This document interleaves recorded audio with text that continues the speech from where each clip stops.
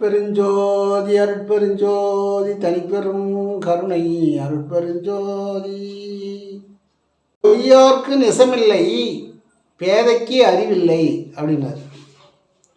ஆண்டிக்கு வாழ்வில்லை, பொய்யார்க்கு வளமில்லை, நொண்டிக்கு திடமில்லை, ஊனவிட்ட மெய்யார்க்கு நரகமில்லை, ஊனவிட்ட மெய்யார்க்கு நரகமில்லை,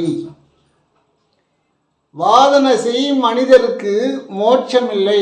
பிறரை வாதனை செய்கிறாங்களே அவங்களுக்கு மோட்சம் இல்லை அப்படின்றார். வாதனை செய்யும் மனிதருக்கு மோட்சம் இல்லை.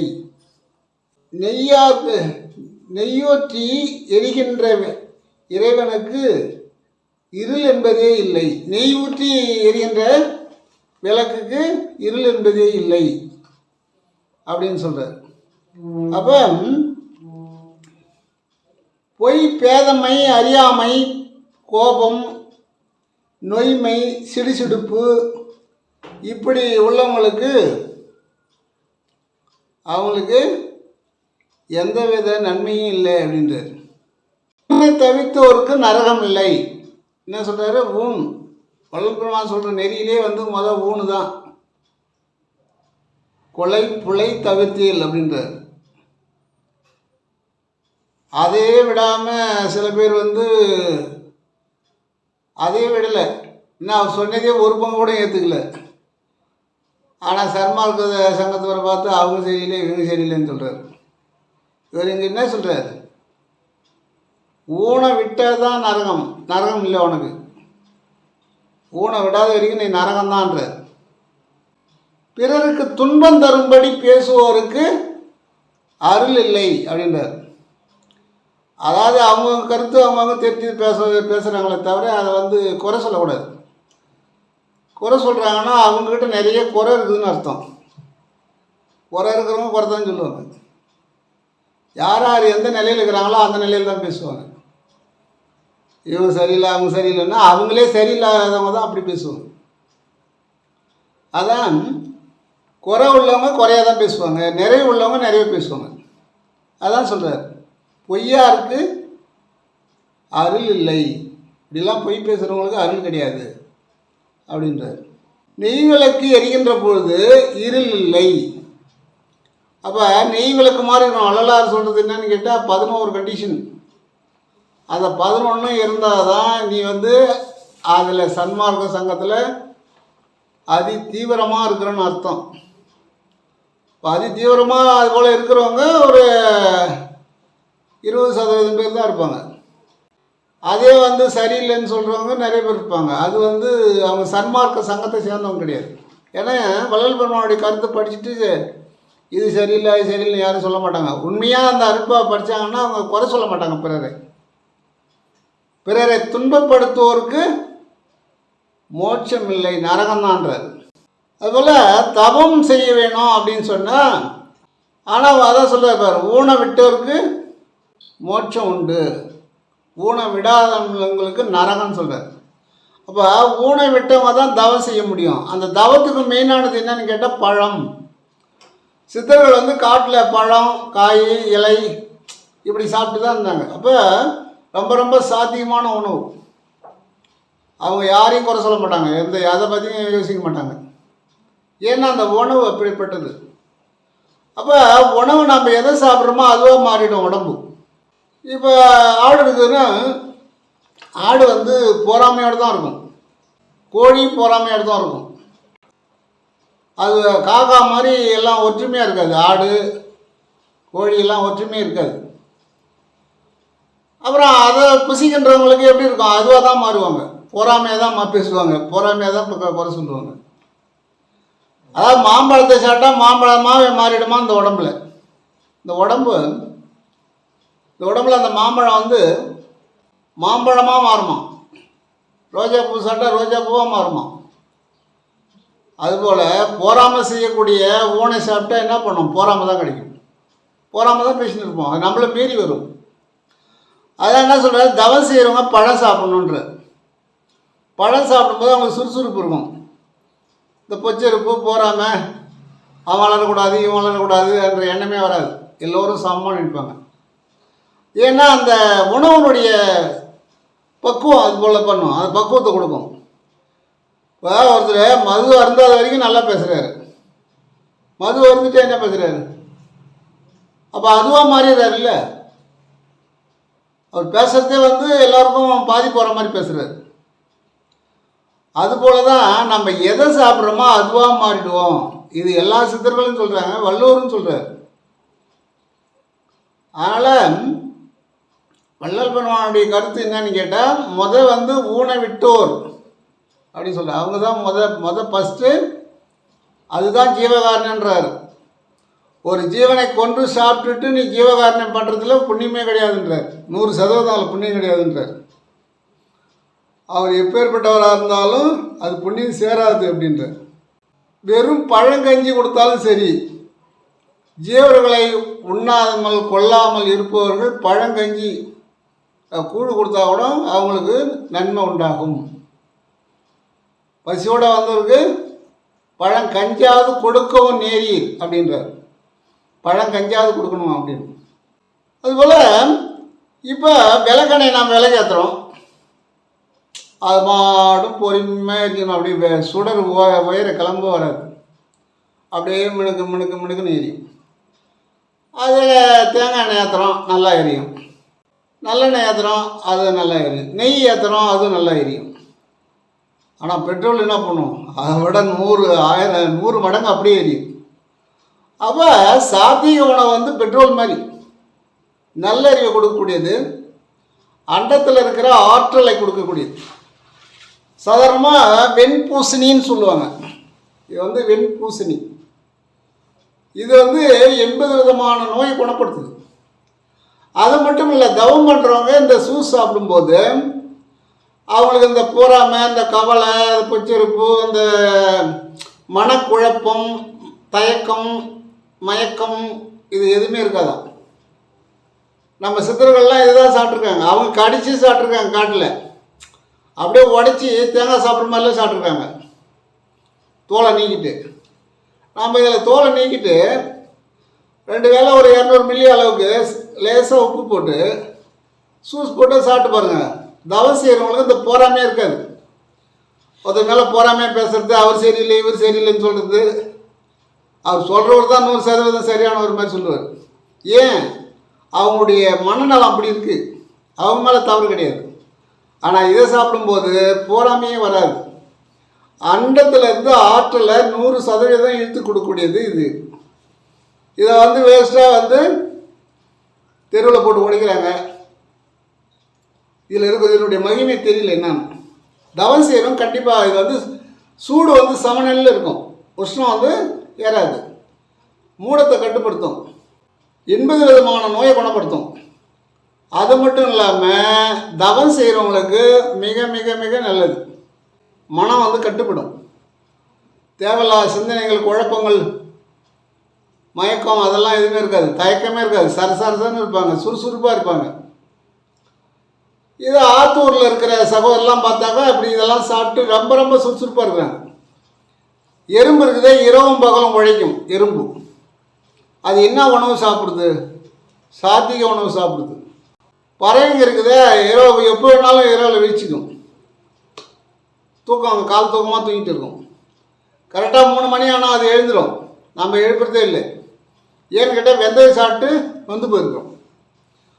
அதனால் சித்தர்கள்லாம் இது போன்ற பொருளை சாப்பிட்டு தான் அவங்க இந்த நிலையை அடைஞ்சாங்க. இப்போ தவம் அதிகமாக செய்கிறாங்கன்னா அவங்கள பைத்தியக்காரன்னு சொல்லுவான், பார்க்குறோம். ஆமாம், அவர் பைத்தியக்காரன் அப்படி தான் சொல்லுவான். ஏன்னா அவங்க இவனுடைய அறிவுக்கும் மேலே போயிட்டாங்க. இவனுடைய இந்த சொல்கிறான பைத்தியக்காரன்னு அவனுடைய அறிவுலேருந்து அவங்க மேலே போயிட்டாங்க. அதனால் அவங்களுக்கு பைத்தியக்காரமாக தெரியுது. ஆனால் இதை சாப்பிட்டா அவங்களுக்கு அந்த பைத்தியக்காரன்னு சொல்ல முடியாது. அவங்க எதையும் பேச மாட்டாங்க, கம்முன்னு இருப்பாங்க. அவங்களுக்கு இன்பம் துன்பம் எதுவுமே இருக்காது, இறை சிந்தனை நல்லா இருந்துகிட்டு இருக்கும். அதில் இதை அதிகமாக சித்தர்கள் பயன்படுத்தியிருக்காங்க. இது போன்ற அண்டத்தினுடைய ஆற்றலை இழுக்கக்கூடிய உணவுகளை சாப்பிட்டாதான் நீ தவம் செய்தால் உனக்கு தவம் முன்னேறும். சாதாரண உணவெல்லாம் அந்த வெந்ததெல்லாம் சாப்பிட்டுட்டு வந்ததெல்லாம் பேசின்னு இருக்க வேண்டியதுதான் வீண் உணவெல்லாம். அதனால் தவம் செய்வோர், சாத்திக உணவு, இதெல்லாம் சாத்திக உணவு. வெண்பூசணி பெண்களுக்கு எல்லா நோயும் குணப்படுத்தும். அது மட்டும் இல்லை, சீந்தல் சர்க்கரைன்னு ஒரு இலை இருக்குது, அரச இலை மாதிரி இருக்கும். அதை பறித்து பக்குவப்படுத்தி அதில் சர்க்கரை எடுக்கிறதுக்கு லேட் ஆகும்.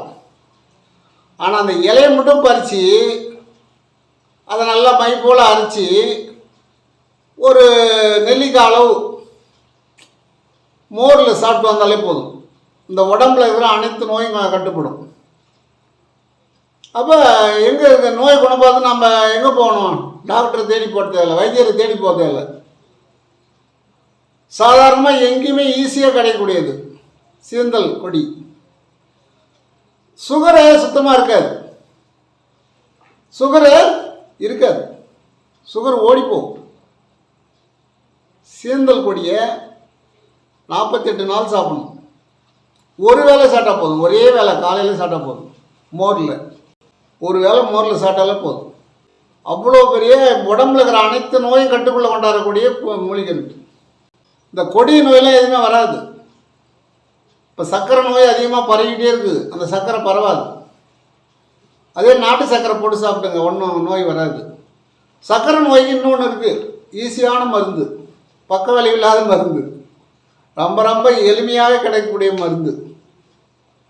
சாம்பார் வெங்காயம்.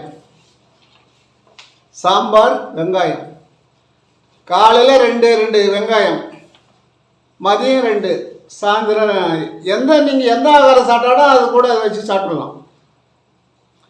இப்படி தொடர்ந்து ஒரு 3 மாதம் சாப்பிட்டிங்கன்னா அதன் பிறகு சர்க்கரை அளவு பார்த்தீங்கன்னா கண்ட்ரோலில் இருக்கும். சர்க்கரை அளவு கண்ட்ரோலில் இருக்கும். சாம்பார் வெங்காயம், இதுதான் சாம்பார் வெங்காயம். பாருங்கள், இதான் சாம்பார் வெங்காயம். இந்த வெங்காயத்தை இது போல் இந்த 2 வெங்காயம் சாப்பிட்டாலே போதும். இது சாம்பார் வெங்காயம், உங்களுக்கு தெரிஞ்சது தான். இதில் என்ன பக்க விளைவு இருக்குது? சீந்தல் கொடி சாப்பிடும்போது அதில் என்ன பக்க விளைவு இருக்குது? ரெண்டுமே எதுவுமே கிடையாது. அப்போ இது 2 போதும், சர்க்கரை நோயை விரட்டலாம். ஏன்னா அதில் கொஞ்சம் வாயை கட்டணும், சர்க்கரையை தவிர்க்கணும். சர்க்கரையை சாப்பிடக்கூடாது, நாட்டு சர்க்கரை சேர்த்துக்கணும். பழங்கள் எல்லாம் சாப்பிடலாம். இப்போ இதுதான் சாம்பார் வெங்காயம். இந்த வெங்காயம் சாம்பாரில் போட்டால் சாம்பார் நல்லா இருக்குன்றதுனால இதுக்கு சாம்பார் வெங்காயம்னு வச்சுருக்காங்க, நாட்டு வெங்காயம்னு வச்சுருக்காங்க. இதில் ஏகப்பட்ட மருத்துவ குணங்கள் இருக்குது. உடல் சூட்டை தணிக்கும், நரம்பு தளர்ச்சி உண்டாகும், உடம்பு போஷிப்பை உண்டாகும், சிக்கல விருத்தி உண்டாகும், நிறைய சொல்லிகிட்டே போகலாம். அதில் இப்போ தவறு செய்கிறவங்க சொல்லுவாங்க அதை சாப்பிடக்கூடாது, இது சாப்பிடக்கூடாது. இதெல்லாம் பச்சையாக சாப்பிட்லாம். வெங்காயம் பச்சையாக சாப்பிட்லாம். பழமே ஒரு சிறந்த மருந்து அப்படின்றார், நல்ல மருந்து அப்படின்றார். வள்ளல் பெருமான் தம்முடைய சீடர்களுக்கு சொல்கிறார், நான் பெண்களை இழிவாக பேசவில்லை. இது மறுவு பெண் ஆசையை மறக்க வேண்டும்னு எழுதியிருப்பார். அந்த இடத்துல என்ன சொல்கிறாரு? நான் பெண்களை இழிவாக பேசவில்லை, வாழ்க்கையை வெறுத்து வாழ்க்கையை நீங்கள் வெறுத்துட்டு வாங்க அப்படின்னு நான் சொல்லவில்லை அப்படின்றார். தம்முடைய சீடர், அவருடைய சீடர் ஒருவருக்கு இவெல்லாம் திருமணம் வேணான்றார் அவர்.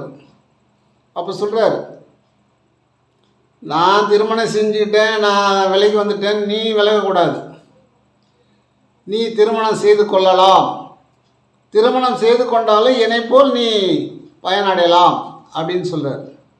அவரை அழைச்சி ஒரு 2 மணி நேரம் பேசின உடனே அவர் சரி சாமி அப்படின்ட்டார். சரி, நான் திருமணம் பண்ணிக்கிறேன். சிவனிடம் மாறாத அன்பு வைத்திருங்கள், திருமணத்துக்கும் அதுக்கும் தடை இல்லை அப்படின்ட்டார். சிவனிடத்தில் சிவ சிந்தனையோடு இருங்க, சிவனிடத்தில் மாறாத அன்பு வைத்திருங்க. புறத்தே 1000 பெண்களை திருமணம் செய்து கொள்ளலாம். என்ன சொல்கிறார் அவர்? ஒரு உதாரணத்துக்கு சொல்கிறாரு. அதாவது நீங்கள் ஒரு திருமணம் எத்தனை திருமணம்லாம் செய்துக்குப்பா, உனக்கு சாமர்த்தியம் இருந்தால் நீ செஞ்சுக்க, ஆனால் இறைநிலையை அடைவதற்கும் இதுக்கும் எந்தவித சம்மந்தமும் இல்லை.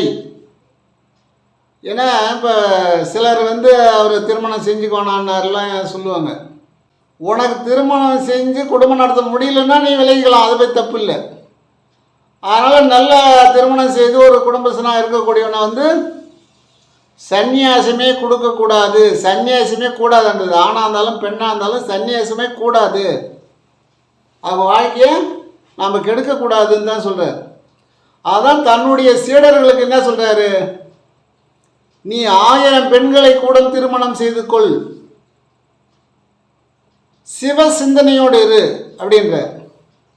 நீ எத்தனை திருமணம் செய்தாலும் சிவன் வருத்தப்பட மாட்டான் அப்படின்ற. எப்படி? நீ எத்தனை பெண்களை திருமணம் செய்து கொண்டாலும் சிவன் வருத்தப்பட மாட்டான். அதுக்காக நீ செய்தித்தாளில் வர மாதிரி நீ மாட்டும் கல்யாணம் பண்ணி நீ போகணும்னு சொல்லலை. அவர் ஒரு உதாரணத்துக்கு சொல்கிறார். கல்யாணத்துக்கு இதுக்கு ஒரு தடை கிடையாது அப்படின்றார். கல்யாணம் ஆன்மீகத்துக்கு ஒரு தடை இல்லை. வதிஷ்டர் கல்யாணம் பண்ணவர் தான், ராமகிருஷ்ண பரமஹம்சர் கல்யாணம் பண்ணவர் தான், திருவள்ளுவர் திருமணம் பண்ணவர் தான். இப்படி நிறைய சொல்லிகிட்டே போகலாம். எங்கேயோ ஒரு சிலர் தான் திருமணம் வேணான்னு இருப்பாங்க. விவேகானந்தர் இருந்தார் சாமி, அவர் திருமணம் வேணான்ட்டார். வள்ளல் பெருமான் திருமணம் செய்து விலைக்கு வந்துட்டார். இப்படி ஒரு சிலர் தான் இருக்கிறாங்க. விரல் விட்டு சொல்கிற அளவுக்கு தான் இருப்பாங்க திருமணம் செய்யாதவங்க. எல்லாமே திருமணம் செய்தவங்க தான்.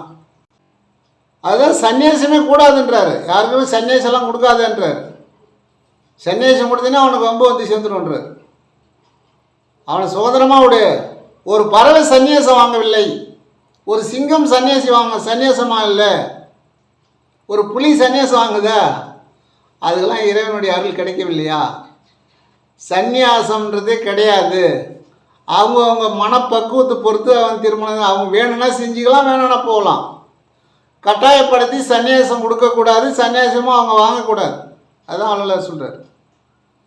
கட்டாயப்படுத்தி யாருமே அதுபோல் செய்யவே கூடாது, தப்பு அது. ஒரு வாழ்க்கையை நாம் ஒரு பெண்ணாக இருந்தாலும் ஆணாக இருந்தாலும் அவங்களுடைய வாழ்க்கையை கெடுக்கிற மாதிரி ஆகிடும். அதனால் இப்போ நாம் அந்த சன்னியாசம் கொடுக்குறாரு, அவருக்கு ஏகப்பட்ட சிக்கல் சேர்ந்து போகும். யாருமே திருமணத்துக்கு நீங்கள் தடை செய்ய வேண்டாம் அப்படின்றார். யார் சொல்கிறாரு? நீங்கள் யாருமே திருமணம் வேண்டாம்னு சொல்லி தடை செய்ய வேண்டாம். எந்த இடத்தில் எந்த விதமாக எந்த மட்டில் எதை அனுபவிக்க வேண்டுமோ அந்த காலம் அந்த இடம் அந்த விதம் அந்த மட்டும் பொறுத்த புதுப்பிக்கும்ன்றது. எப்படி? அவருடைய பாஷை அது. எந்த நேரத்தில் எந்த வயசில் எது அனுபவிக்கணுமோ எது அடையணுமோ அதை அடையலாம். இது உன்னுடைய சுதந்திரம், இறைவன் கொடுத்த சுதந்திரம். இதெல்லாம் அடைஞ்ச பிறகு தான் நீ தேக சுதந்திரம், போக சுதந்திரம், யோக சுதந்திரத்தெல்லாம் நீ அப்புறம் இறைவன்கிட்ட கொடுக்கணும். என்ன இப்போ கொடுக்க வேண்டியதில்லை. இது நீ எந்த இடத்துல எந்த மட்டில் இதை அடைய வேண்டுமோ அதை அடையலாம். அந்த வயசில் நீ எல்லாம் அடைஞ்சு எல்லாம் முடிச்சுன்னு வான்றார். பொசிப்பிக்கிறதுனா சாப்பிட்றதுன்னு அவன் பொசிக்காத இருக்கிறாயா அப்படின்னு சொல்லுவாங்க பழைய பாஷையில். அதுபோல் நீங்கள் அனுபவிங்கன்னு சொல்கிறதும் அதுதான். புசிப்பிக்கலாம் அப்படின்றார், அனுபவிக்கலாம் அப்படின்றார். அது ஒரு தடை இல்லைன்றார். ரத்னமங்கலியருக்கு 27/5/1867 திருமணம். ஆனால் திருமணத்துக்கு ரத்னமங்கலியார் ஒத்துக்கலை. வள்ளல் பெருமானே வேணான்னு இருக்கார், எனக்கு வேணாம் அப்படின்னு தான் இருக்கார். அப்போ அது என்ன சொல்கிறாரு? ரத்னமங்கலியாரை கூப்பிட்டு இதுக்கும் அதுக்கும் சம்பந்தமே இல்லை, கண்டிப்பாக நீ திருமணம் செய்து கொள்ள வேண்டும் அப்படின்னு வற்புறுத்தி அவருக்கு திருமணம் ரெடி ஆயிடுச்சு. 27ஆம் தேதி 5வது மாதம் 1860. அப்போ இவர் எங்கே இருக்கிறாரு? கருங்கூழில் இருக்கிறார்.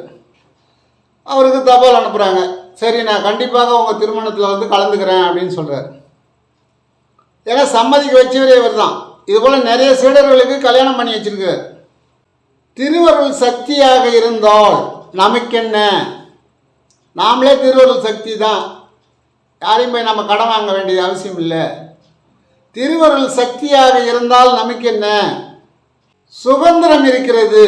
நமக்கெல்லாம் சுதந்திரம் இருக்குது, எல்லாம் திருவருள் சக்தி காரியப்படும், எல்லாமே எல்லாத்துக்கும் திருவருள் சக்தி காரியப்படும். நீ நல்லது தான் செய்கிற, பொய் சொல்லலை, கொலை பண்ணலை, பிற உயிர்களை வதைக்கலை, துன்பம் கொடுக்கலை, அதை புசிக்கலை, அப்போ இது ஒரு தடை இல்லை அப்படின்னு சொல்கிறார். இது துன்புறுத்துவது கிடையாது அப்படின்னு சொல்கிறார். திருவருள் சக்திக்கு அது சம்மதம் அப்படின்றார்.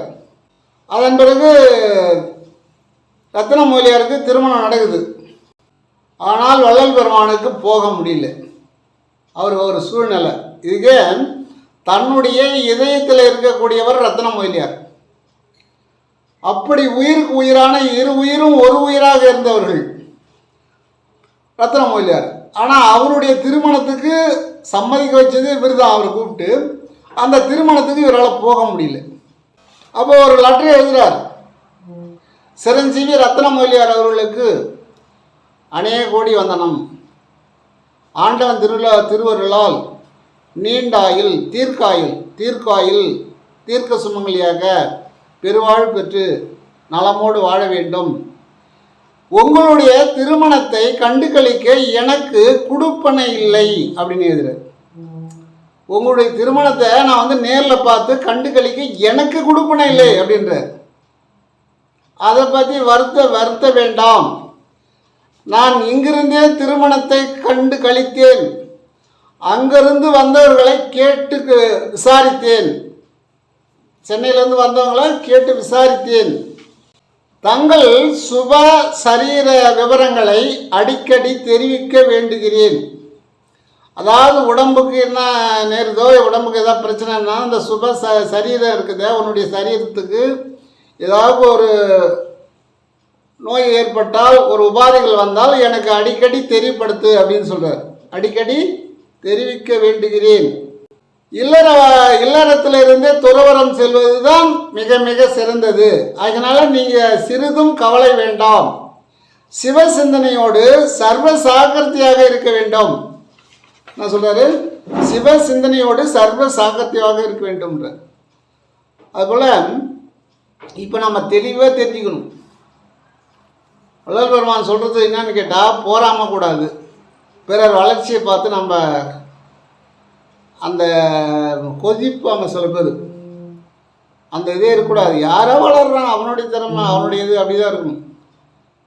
பிறர் வளர்ச்சியை கெடுக்கக்கூடாது, பிறருடைய வளர்ச்சியை தடுக்கக்கூடாது. நாம் வளர்ச்சிக்கு உறுதுணையாக இருக்கலாம், தடுக்கிறதுக்கு நமக்கு ஆண்டவனுடைய சம்மதம் கிடையாது. தடுத்தோம்னா நம்மளை தடுத்துருவோம் ஆண்டவன். அதனால் எல்லா வல்ல இறைவனுடைய அருளை நாம் எப்படி அடைய வேண்டும் என்பது தான் மிக தெளிவாக சொல்கிறாரு. அதுக்கான ஆகாரங்களையும் சொல்கிறாரு. நீங்கள் இந்த ஆகாரங்களை புசித்தால் எந்த நோயும் இல்லாமல், உடல் உபாதம் இல்லாமல் நிம்மதியாக வாழலாம். அதனால் இதை வள்ளல் பெருமான் சொன்னதும் சித்தர்கள் சொன்னதும், ஏன்ட்ட ஒருத்தர் கேட்டார், நீங்கள் என்ன சித்தரை பற்றி பேசுகிறீங்கன்னு. வள்ளல் பெருமான் ஞானசரிகளை சொல்கிறார், அருள் சித்தர் மகன் நானே. படித்து பாருங்கள், அருள் சித்தர் மகன் நானு அப்படின்னு சொல்கிறார். அருள் சித்தர் மகன் அப்படின்றார். அருளை கொடுக்குறாரு, அந்த சித்தர் மகன் நானு அப்படின்றார். அப்போ அவர் என்ன சொல்கிறார், அருள் சித்தர் மகன் சொல்கிறாரு. சித்தரில் உயர்ந்தவங்க இருக்கிறாங்க, தாழ்ந்தவங்க இருக்கிறாங்க, அதை விட்டுணும். உயர்ந்தவங்க தான் நம்ம பார்க்கணும். சித்தர்லாம் மட்டம்னு சொல்லுவாங்க, அப்படிலாம் கிடையாது. நம்மளாலே சித்தர் ஆக முடியல, நீ சித்தர் போய் குறை சொல்ல முடியுமா? அவன் நாக்கை கட்டி வாயை கட்டி பசி இல்லாமல், பசின்ற எண்ணமே இல்லாமல் ஏதோ போய் சாப்பிட்டுட்டு இருக்கான். ஆனால் வள்ளல் பெருமான் மட்டும் நீங்கள் மக்களோடு மக்களாக வாழுங்கள், இருக்கிற இடம் தெரியாமல் இருங்க, நான் பெரிய ஆள், எனக்கு எல்லாம் தெரியும் அப்படின்னு சொல்லி கீழே விழுந்துடாதீங்க அப்படின்றார். எல்லாம் எனக்கு தெரியும், நான் அதை படிச்சுட்டேன் இதை படிச்சுட்டேன் அப்படிலாம் சொல்லுவாங்க. அவங்க சீக்கிரமாக அந்த அதில் விலக போகிறாங்கன்னு அர்த்தம். அதாவது கற்றது கையளவு, கல்லாதது உலகளவுன்னு சொல்லுவாங்க. நாம் கற்றது ஒரு கடுகளவு கூட கிடையாது. நான் கட்டுறது ஒரு கடுகில் அரை கடுகு தான் இருக்கும். அதனால் எல்லாரையும் வந்து நான் எனக்கு அது தெரியும் இது தெரியும்னு சொல்கிறாங்கன்னா அவங்க வந்து தெரியாதவங்கன்னு அர்த்தம். அதனால் நாம் சொன்ன இந்த நாட்டு வெங்காயம், கல்யாண பூசணி, பேரே அதுக்கு கல்யாண பூசணி, அதை சாப்பிட்டவங்க கல்யாணம் பண்ணிக்கிட்டால் குழந்த இருக்கும். மகப்பேர் இல்லைன்னு வருத்தப்பட வேண்டியதில்லை. பேரே கல்யாண பூசணி. அந்த கல்யாண பூசணி சாப்பிட்டா என்ன பண்ணும்?